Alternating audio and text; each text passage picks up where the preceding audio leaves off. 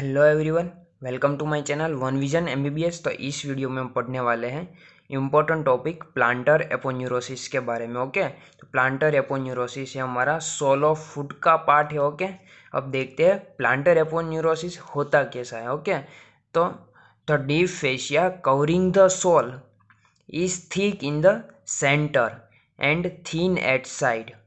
The thicken part is known as plantar aponeurosis. मतलब कि जो हमारा फुट है उसका जो सोल वाला पार्ट है उसको कवर करने वाला जो डीप फेशिया है वो सेंटर पे कैसा होता है, थिक होता है, और जो साइड पे कैसा होता है, थिन होता है।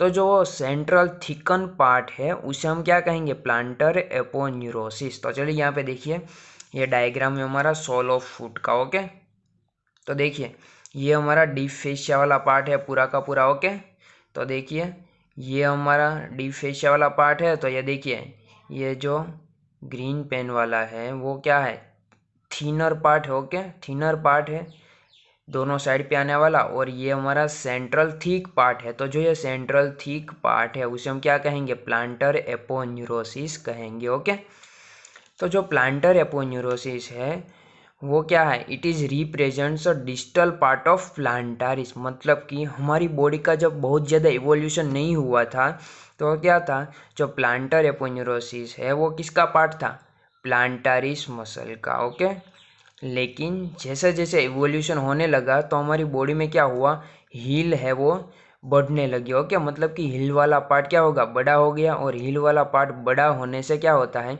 प्लांटर एपोन्यूरोसिस अलग हो गया, किससे, प्लांटारिस मसल से। ओके, तो ये इंपॉर्टेंट हो जाएगा क्योंकि कभी पूछ लेंगे ना कि plantar aponeurosis is represent distal part of डेस डे डेस, तो आप लिख सकते हैं प्लांटारिस। ओके, नेक्स्ट हम देखते हैं कि प्लांटारिस एपोन्यूरोसिस है तो उसका शेप कैसा है। तो it is a triangular in shape. Okay, अब देखिए ट्राइंगुलर शेप हुआ तो उसमें क्या होगा, एपेक्स होगा और बेस भी होगा। ओके, तो चलिए देखिए ये प्लांटर एपोन्यूरोसिस है ना, ट्राइंगुलर इन शेप। तो ये वाला पार्ट होगा उसका एपेक्स वाला और ये वाला पार्ट होगा उसका बेस वाला।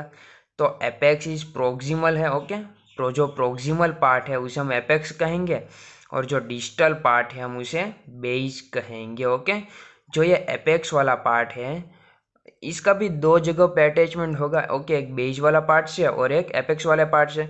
तो जो एपेक्स वाला पार्ट है वो अटैच कहाँ पे है, attach to medial tubercle of calcaneum. Okay, कहाँ पे है, मीडियल ट्यूबरकल ऑफ कैल्केनियम के साथ हमारा एपेक्स अटैच है, near the attachment of flexor digitorum Brevis.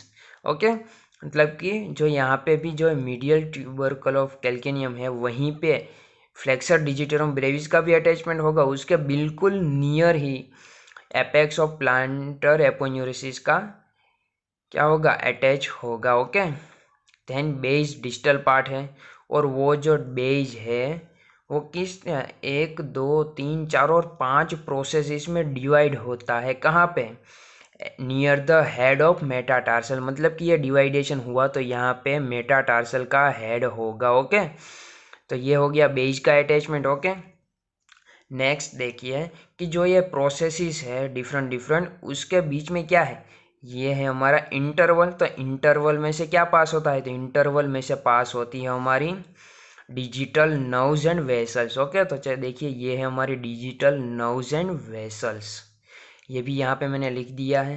Okay, ये अब देखिए कि जो ये प्रोसेसेस है वो आगे जाके दो स्लिप में डिवाइड होती है। कहाँ पे, नियर द मीन्स के at the metatarso of phalangeal joint. Okay, process is split at metatars of phalangeal joint into two, superficial slip and deep sleep. Okay, अब जो सुपरफिशियल स्लीप है वो कहाँ पे अटैच है, it attach to dermis of skin. Okay, मतलब कि superficial sleep है वो कहाँ पे अटैच है, स्किन के साथ अटैच है। जबकि जो डीप स्लीप है वो दो पार्ट में डिवाइड होती है। उसमें जो पहला पार्ट है वो क्या करता है, it embrace the flexor tendon. मतलब कि फ्लेक्सर टेंडन को ओवरलैप कर लेता है। ओके, मतलब कि देखिए ना यहाँ पे फ्लेक्सर टेंडन है तो उसके ऊपर से पास होता है। ओके, और जो दूसरा है वो क्या है, blend with fibrous flexor sheath.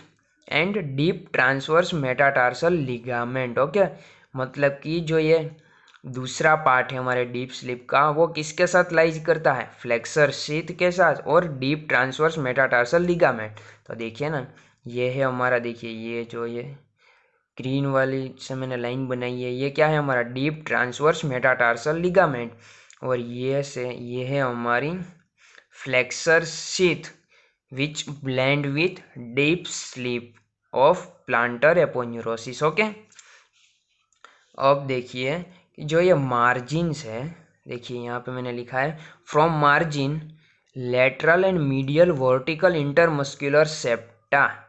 Okay, मतलब कि ये जो प्लांटर एपोन्यूरोसिस की मार्जिन है, उसके अगर हम डीप जाए तो वो वहाँ पे क्या प्रेजेंट होता है,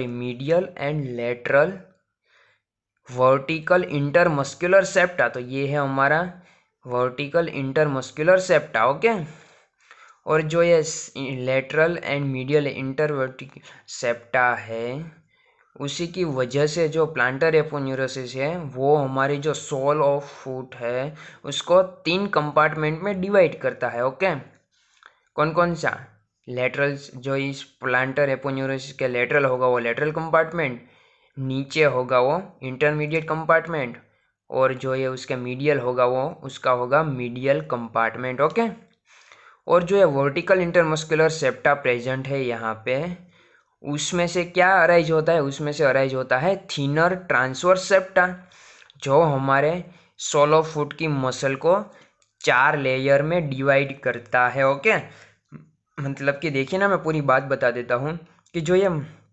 प्लांटर एपोन्यूरोसिस की मार्जिन है, उसके अगर हम नीचे देखें तो हमें क्या मिलेगा, वो मीडियल साइड पे मिलेगा medial vertical intermuscular septa, and lateral side पे मिलेगा लेटरल वर्टिकल इंटरमस्कुलर सेप्टा, जो हमारे सोल ऑफ फुट को 3 कंपार्टमेंट में डिवाइड करता है। और जो ये वर्टिकल इंटरमस्कुलर सेप्टा है, वहाँ से थिनर ट्रांसवर्स सेप्टा अराइज होता है, जो हमारी muscle of sole of foot को क्या करता है, 4 पार्ट में, मतलब कि 4 लेयर में डिवाइड करता है। ओके, तो ये तो हो गया उसकी मार्जिन्स के अराउंड उसके फीचर्स। ओके, अब देखते हैं मोस्ट इम्पोर्टेंट पार्ट, जो मतलब कि इसका फंक्शन, प्लांटर एपोन्यूरोसिस का फंक्शन। ओके, तो फंक्शन देखते हैं, it fixes the skin and protect the deep structure. मतलब कि हमने देखा था ना कि सुपरफिशियल स्लीप है वो क्या है, स्किन के साथ अटैच हो जाती है। ओके, तो स्किन को फिक्स करती है, और उसके जो नीचे स्ट्रक्चर, डीप स्ट्रक्चर इसके नीचे पास होते होंगे, उसको प्रोटेक्ट भी करती है। Okay, it maintain the longitudinal arch. अगर आपने medial and lateral longitudinal arch देखी हुई होगी तो आपको पता होगा कि जो ये हमारी प्लांटर एपोन्यूरोसिस है वो टाई बीम की तरह एक्ट करती है। ओके, इसलिए ये इम्पोर्टेंट हो गई into the maintenance of longitudinal arch, and the plantar aponeurosis also give origin to the muscle of first layer। मतलब कि जो सोलो फुट के फर्स्ट लेयर के मसल है वो कहाँ से अराइज होते हैं, वो अराइज होते हैं हमारे प्लांटर एपोन्यूरोसिस से। ओके, ये हो गए उसके फंक्शंस के बारे में। अब देखते हैं लास्ट पॉइंट उसकी क्लिनिकल के बारे में। तो जो प्लांटर एपोन्यूरोसिस है उसकी क्लिनिकल में क्या आ जाएगा, प्लांटर फैसाइटिस। उसका मतलब क्या हुआ कि अगर कोई भी व्यक्ति ज़्यादा देर तक खड़ा रहे, जैसे कि हम पुलिस मैन की बात करें तो उसको क्या होना पड़ता है, ज़्यादा देर तक खड़े रहना पड़ता है, तो उसकी वजह से क्या हो जाता है, स्ट्रेचिंग हो जाता है हमारी प्लांटर एपोन्यूरोसिस में, और इसी स्ट्रेचिंग को हम क्या कहेंगे, प्लांटर फैसाइटिस। और इसी स्ट्रेचिंग की वजह से उन जो ज़्यादा देर तक खड़े रहने का काम करते हैं उन लोगों में क्या हो जाता है, उसके जो हील रीजन है वहाँ पे पेन स्टार्ट होने लगता है। ओके, इसे कहते हैं हम प्लांटर फैसाइटिस। अब देखिए, हमें पता है कि हमारे पैर में भी प्लांटर एपोन्यूरोसिस आएगा और हमारे हैंड में भी क्या आएगा, पामर एपोन्यूरोसिस। तो इन दोनों में डिफरेंस क्या है, तो इसमें डिफरेंस है कि जो हमारा प्लांटर एपोन्यूरोसिस है उसमें क्या होता है, एडिशनल प्रोसेस होती है, किसमें, ग्रेड टो में, जबकि हमारे पामर एपोन्यूरोसिस में ग्रेड टो में प्रोसेस नहीं होती। ओके, इसकी वजह से क्या होता है कि जो ये ग्रेड टो है हमारा पैर का, मतलब कि सोल का, उसकी मूवमेंट क्या हो जाते हैं, रिस्ट्रिक्ट हो जाते हैं। मतलब कि हैंड का जो ये थंब है उसके कंपेयर में जो ये पैर का जो ये थंब है, ग्रेट टो है, उसकी मूवमेंट कम है। ओके, तो ये है इस, ये दोनों में डिफरेंट है। ओके, किसमें, प्लांटर एंड पामर एपोन्यूरोसिस में। ओके, तो this is the all about of plantar aponeurosis. अगर ये वीडियो आपको पसंद आया है तो please like, subscribe and share जरूर करना। और अगर आपको ये चार्ट चाहिए तो मैंने डिस्क्रिप्शन पे इसकी लिंक दे दी है, आप वहाँ से ले सकते हैं। Okay, thank you everyone, thank you for watching this video and keep watching.